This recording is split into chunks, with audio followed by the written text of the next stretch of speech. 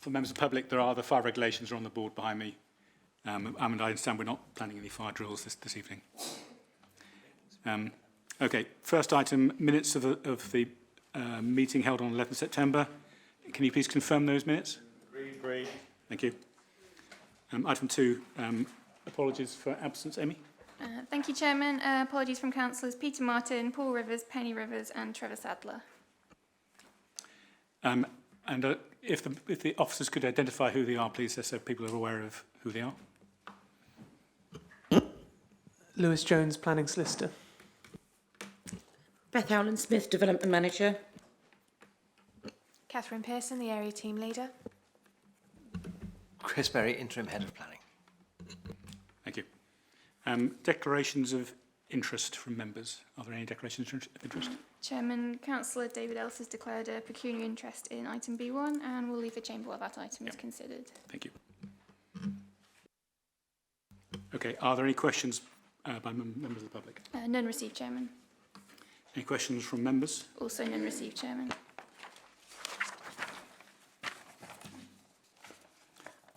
Chris, are there any relevant updates to government guidance? Says it, Chris. Yes, I know. It should. I will defer to my colleague if I may. Thank you, Chairman. Good evening, members. You may be aware that on the 1st of October, the NPPG, the National Planning Policy Guidance, Planning Practice Guidance, sorry, was updated, namely in respect of the chapter relating to design, which has now been retitled Design Process and Tools. Importantly, with that has the National Design Guide, which is this document here, has been introduced, and that's to be read in conjunction with the NPPG. It sets out 10 characteristics that the government considered to contribute to good design, and I would strongly encourage you to read and digest those. The document. The committee items before you this evening take into account those points within the guide. I would say is it simply serves to reaffirm the position on delivering a high quality development that we already seek to pursue. Okay, thank you, Chairman. Where would we find that document? So if you go onto the government website, onto the NPPG website page and look for the design chapter. I think it's chapter 4. It's listed in alphabetical order and there will be a link within the text. Thank you, Chairman.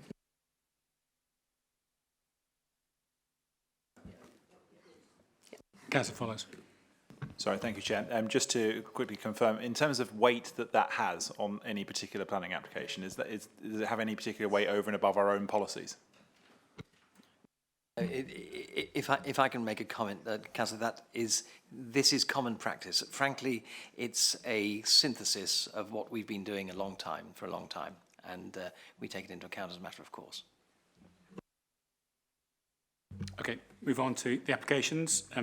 First point, just if there are any site inspections that arise from this meeting, they'll be take place on the 12th of November at a time to be agreed. So we move on to the application. So first application, item A1, the Music Works, New Road, Milford. And Catherine, you're going to introduce that, please. Thank you, Chairman. Good evening, members. Members, you may recall this application is being reported to the committee following deferral at the August meeting due to a technical matter relating to the ownership of the site. I can reassure members that that matter has now been resolved and a decision can now lawfully be made on this application. The application site is located to the east of Portsmouth Road in Milford. It comprises a single-storey building, shown here hatched, last used as a music school, along with parking areas on the frontage here and to the side. This is just an aerial photograph to give you some context. This here is the application building, the parking area here to the front and side. As you can see, surrounded mainly by residential properties and commercial properties. This is the proposed block plan. The application is simply for a change to the existing use. At the moment, the site is restricted very specifically under Class D1 to a music school, and this application seeks to change that restriction, still within Use Class D1, but to a place of worship instead. There's no operational development, no building works as such proposed, although the existing parking area will be relaid out afresh to provide for 8 parking spaces as shown. This is just a photograph of the application building. As you can see, single storey. This is taken from New Road in the forefront of the photograph here. And again, looking slightly beyond the building, this is the main parking area, the Portsmouth Road just here to the left-hand side of the photograph. And again, a couple of other perspectives. This just shows further around that bend the junction of New Road with Portsmouth Road, and looking in the opposite direction along New Road with the application site just here to the left of the photograph. The determining issues before members this evening are the impact of the development on visual amenity and residential amenity and parking. The recommendation of officers is that, subject to conditions 1 to 7 and informatives 1 to 3 set out in your agenda, that permission be granted. Thank you, Chairman. Thank you. Okay, we have 2 public speakers. The first one is Stephen Smith, objector. So is Stephen Smith here? If you want to please come forward to the, Now, as you know, you've got 4 minutes before things start bleeping. So I'm live? Yep, that's okay. Thank you.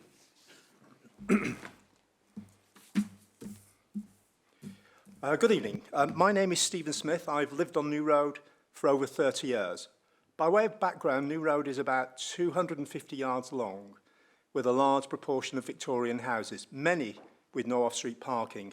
It's an idyllic road that becomes unbearable at various times due to the traffic and parking problems. At the eastern edge of New Road is the Scout Hut, very busy on many evenings during the week, a nightmare at dropping off and picking up times, as it has no parking provision. It's dangerous at peak time, and I've witnessed accidents. Midway along New Road is the vet surgery, which has quadrupled in size in the last 10 years. They have space for about 12 cars for staff and clients, which is insufficient for the size of the practice, which causes overspill onto New Road. Further along is the Baptist Church, and Sunday mornings are a nightmare for New Road residents. We get double parking, parking on the pavement, drives being blocked, all out of desperation as there is insufficient parking for the Baptist Church. Heaven help us if one of our residents had an emergency needing an ambulance or a fire engine, as they simply wouldn't be able to get through. I estimate that the Baptist Church congregation numbers 40 or more, and there are 6 parking spaces outside the church. They also have an arrangement with the vets to use their car park on Sundays, so 12 are accommodated there. Some presently park on the Music Works car park, maybe around 7, and also maybe 4 in front of the tile yard on Portsmouth Road.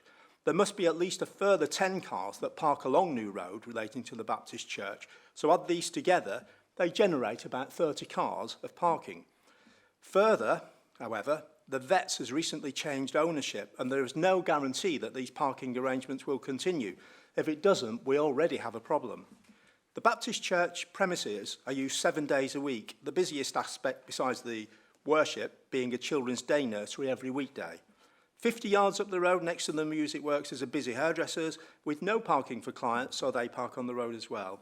And due to the implementation of charges on Borough Common, we get cars and vans parking near the Music Works to avoid charges, so they can walk or cycle on the common free of charge. So the thought of another church on the road is leaving some of us a little apoplectic.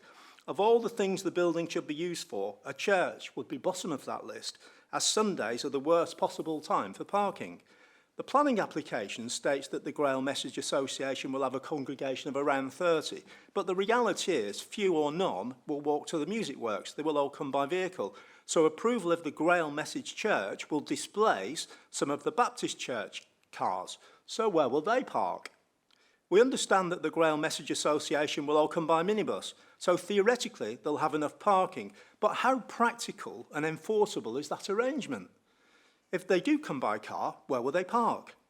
Parking is not permitted on Portsmouth Road. Mouser Lane is too narrow to support any kind of parking, and parking on Cherry Tree Road will cause great difficulty to residents trying to get out of their drives. The residents of New Road have suffered enough over the years. You are our elected representatives, and all we ask is some empathy to our situation, and that the decision that you make is based on the reality of actually what happens on our road. There were 16 objections to the application, but many people on the road didn't know about the application, although it affects every one of them. There's no local support whatsoever. What will the Grail Message Association add to our community besides anxiety and inconvenience? We already have 3 churches in our small village, and a further one generating even more traffic on our road would be intolerable. Please, for the sake of the well-being of our residents, we implore you to refuse this application.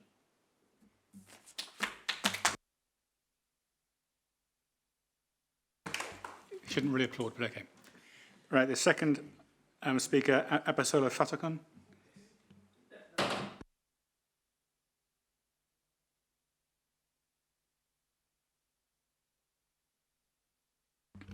Again, you have 4 minutes, and if you press the button, the red button, the mic should come on. Okay, I'm ready.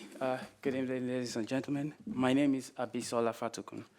I live about 15 minutes away in Normandy, and thank you for giving me this opportunity to speak with you about our application. I am the chairman of the Board of Trustees for the charity Grail Message Association. Our goal is to make known the existence of the book In the Light of Truth, the Grail Message, which is a spiritual work that has touched a lot of lives. Those of us who wish to live our lives and to worship in the sense of the Grail Message meet on Sunday mornings to experience devotional hours of worship. The worship itself is brief, quiet, and solemn, and comprises a reading of a lecture from the Grail Message that is framed by solemn music and a short prayer. Many of us consider these brief hours of worship, mostly held on Sundays, to be the high point of our weekly life. About the meaning of the hour of worship, the author of the Grail Message wrote, "Above all, make use of the joint gatherings as hours for the solemn worship of God. But do express divine service in the entire activity of your being, in life itself. For it is with this that you shall serve your Creator, thankful and jubilant for the grace of being allowed to exist. Make everything you think and do into a service to God. Then it will bring you that peace which you long for." Today, there are national Grail movements in over 40 countries, which are composed of individual Grail circles in many towns, where hours of worship above all, but also lectures, workshops, discussion groups are held. To these, anyone interested is warmly welcomed.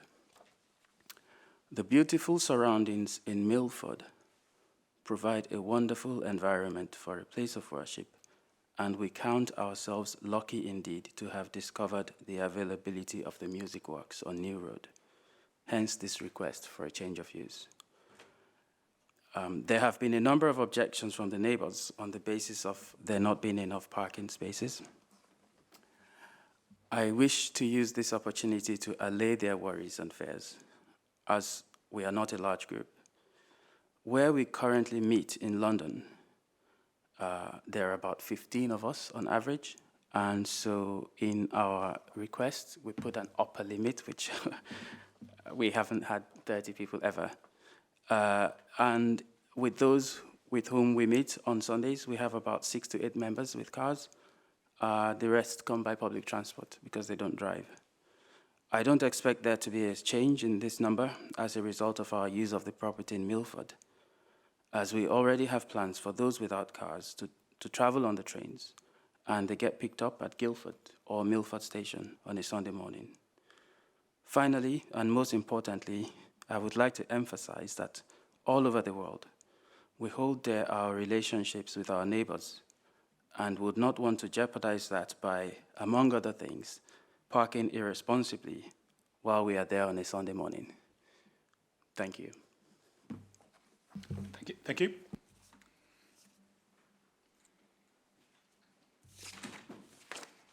Right. Any comment from any member? Councillor Lee. I've just got two comments to make. One is in relation to the parking management plan, which is a required condition of the application. Some things in it are a bit strange to me, and I'm not sure if the officers can explain this. It says that vehicles have to enter and leave in forward gear, and yet the plan seems to be for up to 4 minibuses to come into this fairly small space. And I can't personally see how people can come in and fill the spaces in forward gear and come back out in forward gear. I don't think it's possible. The other condition is that there is to be a fast charge electric socket. That's not a problem. But I would like to just point out that in the objections, there is an objection from Waverley Parish Council, who obviously know the area very well. And if I can just quickly read what their objection is. It says there is already substantial traffic parking pressure on New Road, particularly on Sundays during services at the Baptist Church. This proposal will only exacerbate, if I've pronounced that right, the existing problem and will have a detrimental impact on the immediate area. And it further goes on to say, when the Music Works application was granted under a certain number, a planning condition was imposed restricting the use of the site from 8 o'clock to 9 o'clock on Mondays and to Fridays, and 9 o'clock to 1 o'clock on a Saturday, with no activities operating on Saturday afternoons, Sundays and bank holidays. This was imposed in the interest of the character and residential amenities of the area. The character of the area and local residents should not be adversely impacted by a change to this approach. The Parish Council therefore believes this application for change of use should be refused. Okay, end of my comment. Thank you. Catherine, there's a question there, I think there, wasn't it? The first point, the question was about the cars, yeah, the meaning of the legislation about entering and leaving in forward gear. Thank you, Chairman. That condition requires the applicant to demonstrate that that can be achieved, so we would expect to see a tracking plan to demonstrate that that can be achieved on the site, and obviously the development cannot proceed if that cannot be satisfactorily resolved. So does that get arranged with yourself or with Highways? That will be subject to assessment by the County Highway Authority. Thank you, Chairman. Councillor Follows. Can I just yield to Councillor Baker, because I think Ward Councillor should speak first. Thank you, Councillor Follows. Is that in order, Chairman? Okay, carry on. Right. Right. I have 2 points of clarification and a comment to make. First of all, I would like to draw your attention to condition 3, top of page 13, which says it's to do with the hours of use. It says, the use shall not operate bank holidays or recognised public holidays, excluding Easter Sunday, Easter Monday, Good Friday and Christmas Day. It looks as if, to me, as if there's a double negative there. I'm wondering if the exclusion is from the public holidays so that actually they can use it on Easter Sunday, Easter Monday, Good Friday and Christmas Day. So I would like clarification on that, please. And there is clarification of another point as well. Shall I carry on? Fine. It's to do with the previous use. The previous use was one of the reasons why the officer was in favour of the previous use. If you remember, it was warehouse and office use originally, and then it was changed, that was B6 and B1 class, and then it was changed to D1. And at the time of the application for D1 use, which was the music school, the officer said, and I quote, "The proposal would provide an element of employment," that is, the music school. "On this basis, officers consider that the proposal can be acceptable and that it would avoid a building remaining empty." The building standing empty was a concern at the time of the application for the music school. But nevertheless, the fact that there was going to be continuing employment was a significant reason in the officer's argument for the music school to be consented. So I would like to know if the officers can advise me about the significance of that. I take it to be significant. Thank you. And then I'd like to come back. I think on the second point, we had a similar point of previous planning committee. Whatever was decided at a previous application decision is now not material. We're starting from scratch effectively here. Whatever was decided before doesn't condition what we can decide tonight. So, I mean, the issues that might depend on are, of course, still relevant, but the fact it was decided that the hours of use were constrained doesn't mean that those apply now. Catherine, do you want to answer the first point?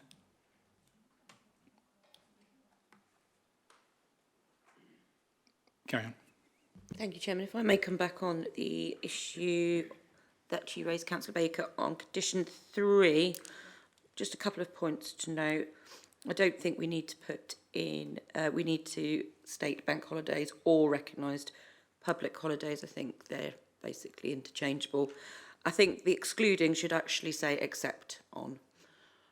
So we would not operate except on. So that the exclusion relates to those days that are specifically mentioned from bank holidays. Did you follow me? So you're saying that the use could not operate on Easter Sunday, Easter Monday, Shall not operate. Christmas Day, or it could? Could. So it should not operate on bank holidays except Easter Sunday, Easter Monday, Good Friday, Christmas Day. I imagine that would not meet with joy amongst the residents then. Sorry, I'm not using my microphone. It does impose further pressures on the car parking. Okay. Mr. Chairman, may I continue and make a point? Yeah, sure. Please? Thank you. Right. I was actually also going to say I had picked up on the parish council's objections. I must say I have heard such a sincere plea from the applicant. I think his name is Mr. Fetoken, and I was very impressed by his sincerity. And I know it must be very difficult to find premises that are affordable and accessible. Having said that, what I note about the use that's being applied for now is that it's going to be 7 days a week that there will be parking taking place in connection with that use. And it worries me because when it was warehouse and offices, it would at most have been 5.5 days a week. And then with the music school, it went up to pretty much the same. It's, I think, stayed pretty much the same. And I think this is an over-intensification of adverse impact, I'm sorry to say. Councillor Follows. Thank you, Chair. Although I wasn't able to attend the site visit, I have been up separately myself to have a look, and just so I understand the area a bit better. And as much as I appreciate the personal assurances of the applicant, however well meant they absolutely are as to the numbers and therefore to the parking situation, I don't know whether those assurances are material to the equation, but the parking certainly is. And I'm certainly also concerned that a reliance on public transport to Milford on a Sunday is itself quite optimistic. As a rail user, I think that's a little optimistic. So I'm merely just going to say here that I totally support both elements of the parish council objection in full, particularly part 2 in regards to the conditions of the original use. Clearly, if we were to port those conditions from the original D1 to this D1, it would invalidate the proposed use. So they're incompatible, and as such, I think we should be looking at the status quo and why that was given out in the first place, and those conditions. So as much as I recognise, as Councillor Baker said, that finding such premises for this sort of use must be quite difficult to do on an affordable basis, I don't think we're doing the residents of the area a particular service by granting this application. So in support of the parish council's 2-part objection, I will be voting to reject this application. To be fair to the applicant, he did say that they were providing cars to get people from trains to the site, but okay. If I may though, the assurances of the applicant are not in itself a material planning consideration. The spaces are what they are. And I think the question I would probably just ask officers quickly on this is, how many people theoretically can this building contain?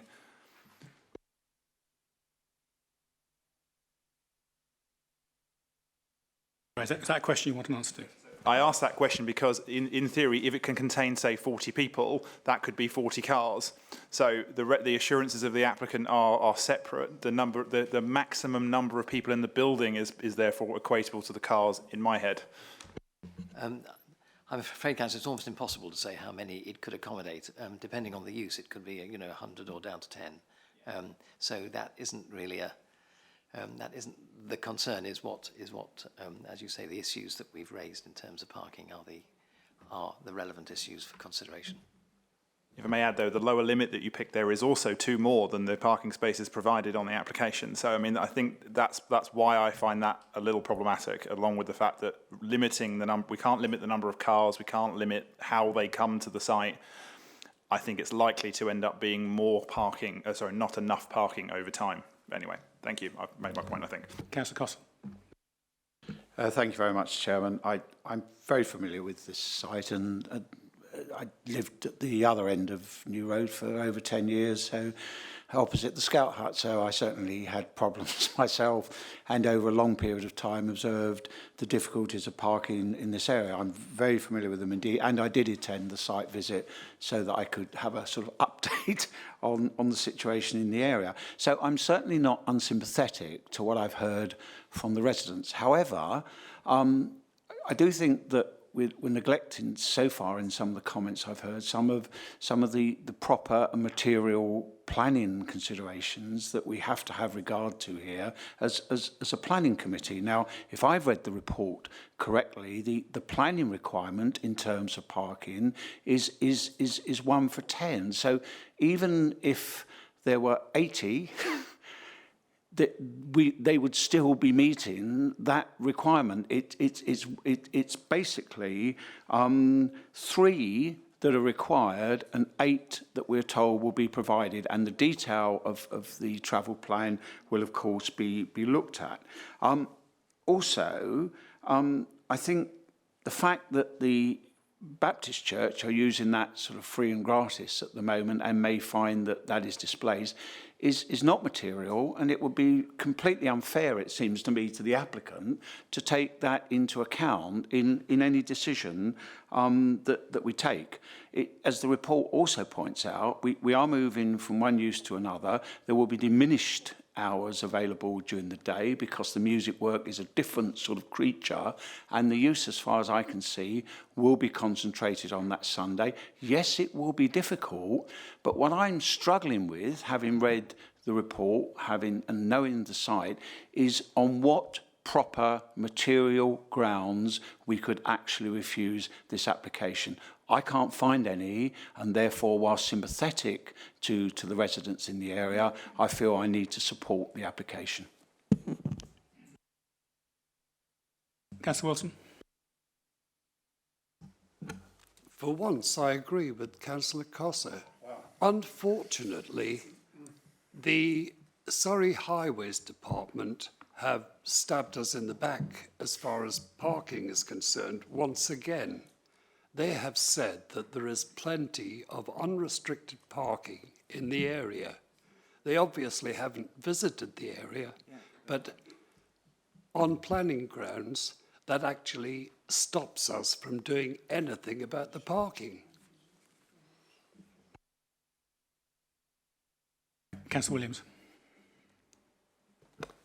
Yes, I'm very much aware of the parking situation on New Road. Used to live not far from there. And, you know, extremely sympathetic to the case that's been put.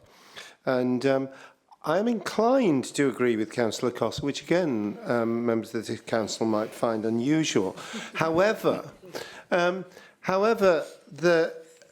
what is puzzling me and what I would like clarified is the council's own parking guidelines, because whilst the applicant has stated that there are 30, that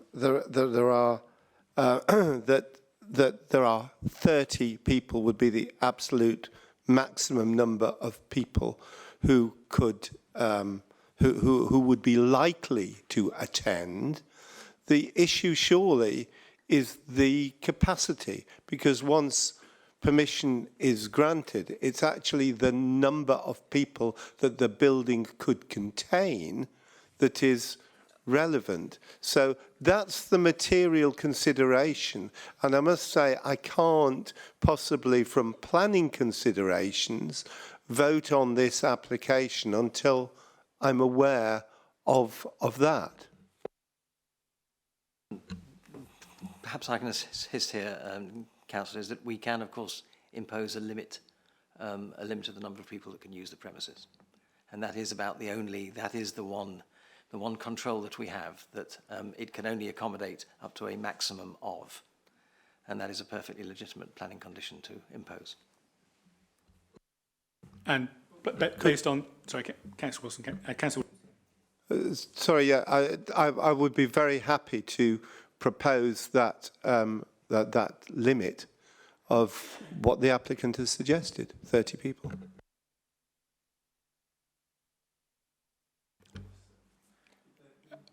Are there anybody? I know councillors have indicated that we should speak again. Hang on. Is anybody who hasn't spoken wishes to speak? Otherwise, we'll go back. No. Okay. Councillor Follows, I think you indicated first. Councillor Williams made the point I was going to make as well, but I would have concerns as to how valid that condition would be on appeal if that condition were in there. No, I can assure Councillor that is a condition that's frequently imposed and it can be enforced. Councillor Baker. Thank you for letting me come back, Chair. I would just like to repeat what I unearthed, thanks to the officers, that there will be parking pressures on Easter Sunday, Easter Monday, Good Friday and Christmas Day, which will impact on the residents even more than now and even more than the historic use. And I think there are times actually when we have to challenge highways because they do not always look at the conditions on the ground. That has been going on for years and it does not please me. Councillor Costa, be brief, please. Just 2 quick points, if I might, Chairman. I mean, can we stop saying this is all about highways? It's the council's parking guidelines that require 1 car parking space per 10 seats in a format of this kind. So that is our planning guidelines. The second point I wanted to make is I absolutely understand where Councillor Williams is coming from, but I think 30 will be a bit unreasonable, frankly, given it's one in 10, and they could actually provide a lot more.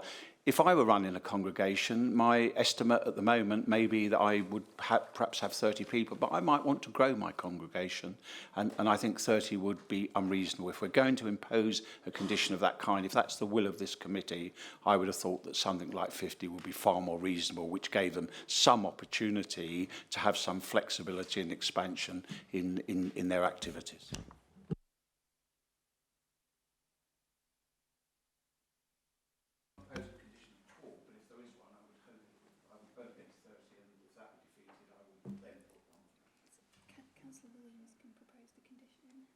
Do you wish to propose that condition?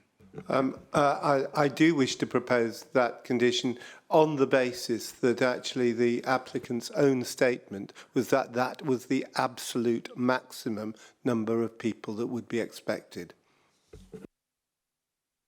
So what is the number you're proposing? 30.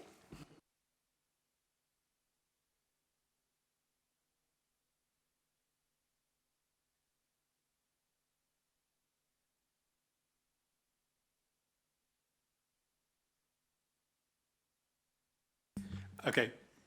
Should we try and deal with this point first? It's a motion from Councillor Williams that the maximum number be set at. Who was the seconder for that motion? Councillor Wilson, thank you. So we should vote on that. So who's in favour of the motion that the maximum number, if the application is granted, the maximum number should be set at 30? All those in favour, please.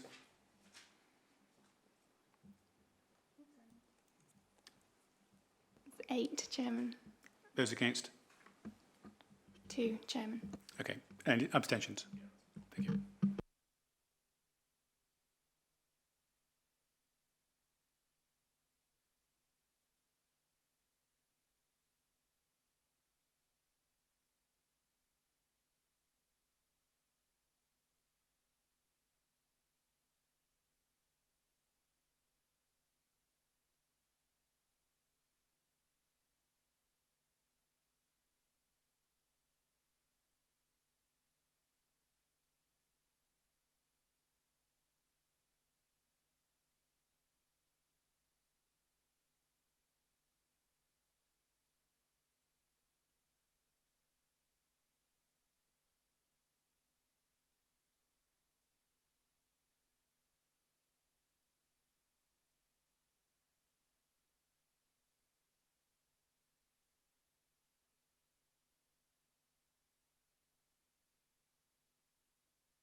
Be brief, please. Thank you. May I speak to the main motion now, please? I'm going back to condition 3. I would actually like to propose an amendment to that condition, that we take out the exception of Easter Sunday, Easter Monday, Good Friday and Christmas Day, so that other Sundays are okay, that the use shall not operate on bank holidays or recognised public holidays, and not exclude what is basically the Easter period and Christmas Day. I mean, Claire, you're saying it should not be used as a place of worship on Easter Sunday, Easter Monday, Good Friday and Christmas Day? Yes, I am saying okay, that. Okay, all right. Okay. So I'm clear about what the proposal is. So which days you're proposing to strike? All of them. All of those days? All the religious festivals. All of the exclusions as written here. I don't think that's... And well, so... Okay, well, we'll see whether that passes. Is there a seconder for that motion? No, sorry, fails for lack of seconder. Okay. So what are you indicating for, Councillor Fowler? I think we should move this to a vote, and I would motion to do that if I'm within my rights to do so. Yep. Okay, so we're back. The motion... So the motion is recommendation is subject to conditions 1 to 7 plus the additional condition 8 and informatives 1 to 3. Permission be granted. All those in favour, please show. It's 8, Chairman. All those against? 3, Chairman. Abstentions? None. Okay, so permission is granted. Thank you very much.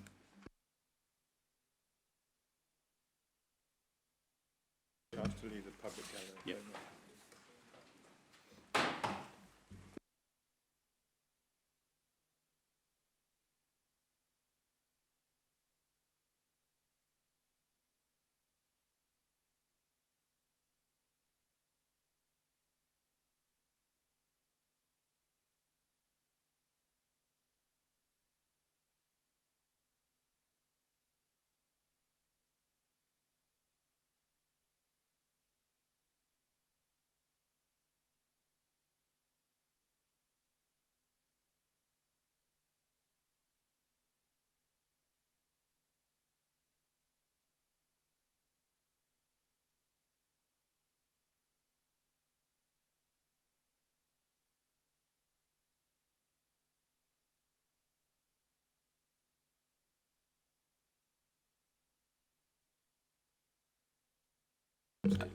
Okay, thank you. We'll move on to the second item, 98 Mead Road. Councillors, are we? Thank you. 98 Mead Road, Godalming, erection of an outbuilding following demolition of existing outbuildings. Catherine, to outline, please. Thank you, Chairman. The site is located to the rear of number 90 Mead Row. There is pedestrian access to the site, edged in red, from Mead Row, but there is no vehicular access to the site. There is parking in this area in separate ownership, accessed via Catsall Hatch to the west of the site. Again, just an aerial photograph to contextualise the application site, identified within the red circle by the blue dot. You can see there is a parking court serving number 90 and the parking court serving the properties to the rear either side of the Councillor application. Floyd Douglas. Okay, right. I thought you were going.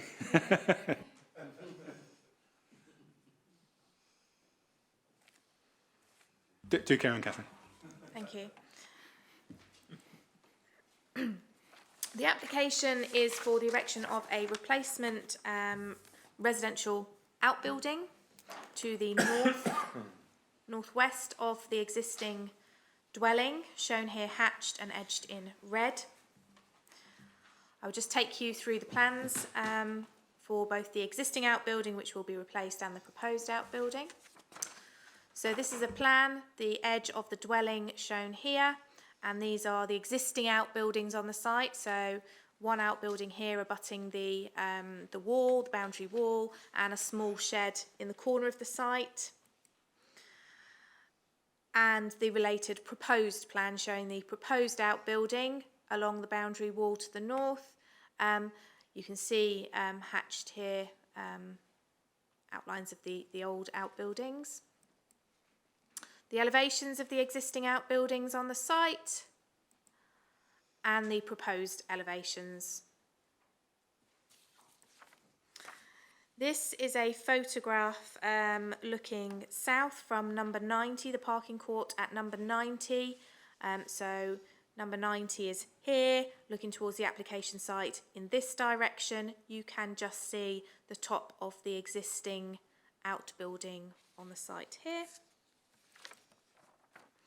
And a view from inside the site, the existing outbuilding and the shed, which is just in the corner here. The main issues this evening are the impact on visual amenity and the impact on residential amenity, and the recommendation is that, subject to conditions, permission be granted. Thank you, Chairman. Thank you. We have one public speaker, Mr. Griffiths. Do you want to come forward to speak?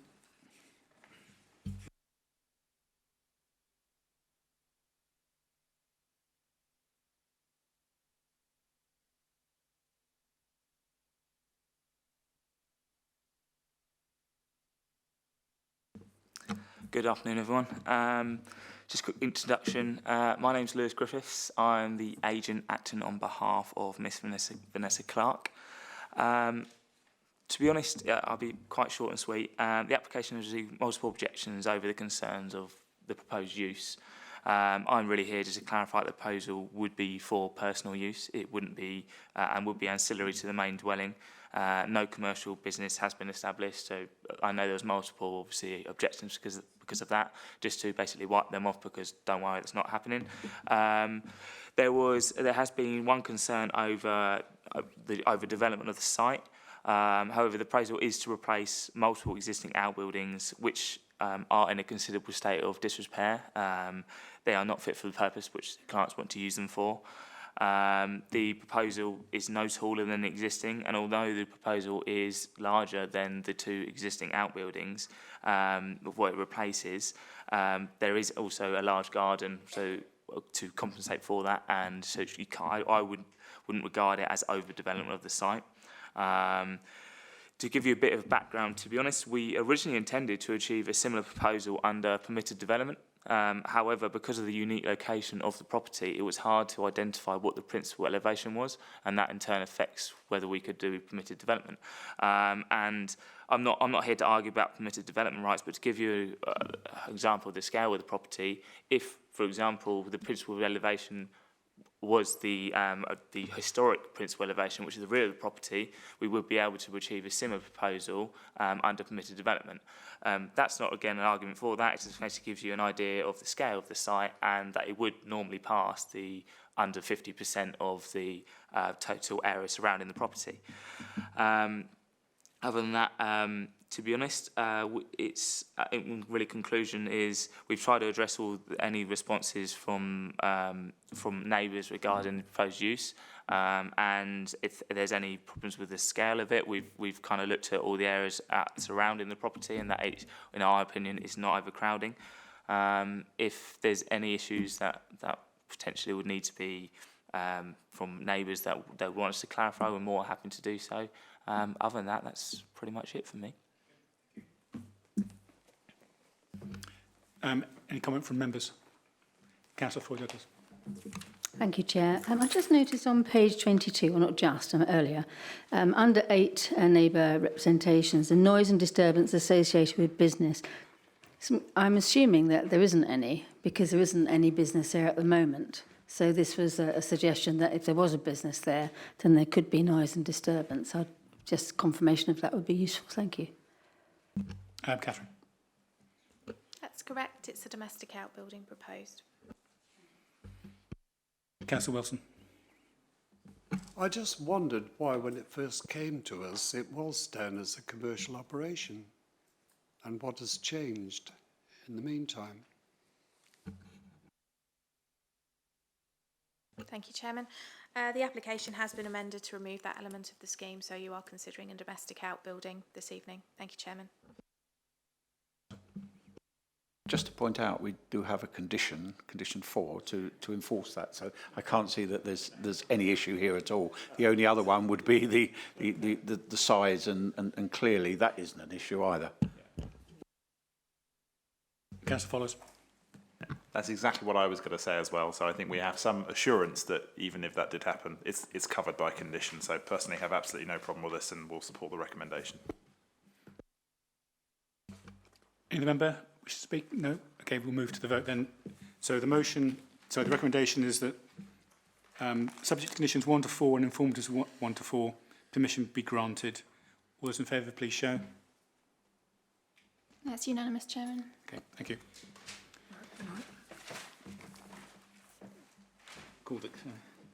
Councillor Elsa's left. Okay. We'll move to item B1, Allendale Cottages, Thursley Road, Elstead. Catherine, again, just to present. Thank you, Chairman. Members, this application has been reported to you as the agent for the application is an elected member. The application site is located to the west of Thursley Road, shown here edged in red, and comprises a 2-storey semi-detached dwelling with a garden extending to the west. Again, an aerial photograph just to contextualise. As you can see, the site is predominantly surrounded by residential properties, and there is a school opposite on the other side of the Thursley Road. The application is for the erection of replacement outbuildings. The top plan is the existing site plan. You can see there is an existing garage and 2 sheds in the garden, and the proposal is for a new garage and garden room store. Again, just to contextualise the site, some photographs, the top 2 looking down the garden, and the bottom 2 photographs showing the front and sides. Sorry, I neglected to mention the application also incorporates a porch which would be erected on this front elevation here. So again, that elevation shown in plan form, the existing elevation with that flat roof area here, and the formation of a porch is proposed. This is just the floor plan to show that. So a new entrance area would be formed. So the top line of plans is the westernmost shed, which would be replaced by a garden room. And the bottom line of elevations, the existing garage, would be replaced by a replacement garage. The determining issues are the impact on visual amenity and the impact on residential amenity, and the recommendation is that, subject to conditions, permission be granted. Thank you, Chairman. Are there any speakers? Councillor Follis. Just noting the support of the Parish Council and the reasons why this is before us, I have no issue with this and will support the recommendation. Any other speakers? Okay, let's move to the vote then. So the recommendation is subject to conditions 1 to 3 and informative 1, permission be granted. Those in favour, please show. That's unanimous, Chairman. Thank you. I think that's it. So thank you very much, councillors.